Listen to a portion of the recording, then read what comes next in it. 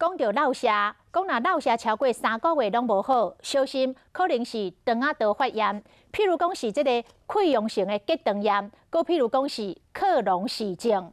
讲大部分拢是自体的免疫系统出问题，嘛甲遗传有关系。若是一直拖拢无去治疗，恐惊会拖甲变大肠癌。常常走便所，经常出状况，人以为只是一般的落射，真有可能是发炎性肠道疾病、溃疡性的结肠炎，或者是克隆氏症状。是溃疡性结肠炎，它的发炎大部分都是侵犯在大肠，但是如果是克隆氏症呢，它从口腔、食道、胃到小肠、大肠都有可能会侵犯到。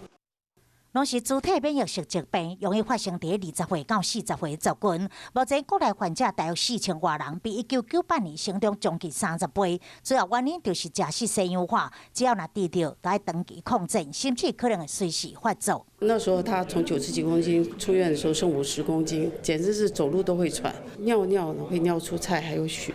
做妈妈的心像在倒咧挂，真唔甘。好在经过手术甲药物的治疗，即马拢会当正常生活。像这发炎性肠道疾病，若是延误治疗咧，会提高大肠直肠癌的风险。肠穿孔或者是说出血没有办法控制，或者是造成了瘘管。医师提醒，落射持续超过3个月，而且经常会腹肚痛、大便有血、体重减轻，或者是发烧症状，就是发炎性肠道疾病高大警讯，要赶紧找专业医师治疗。同时，要控制食食，才会当以病共存，袂阁再复发。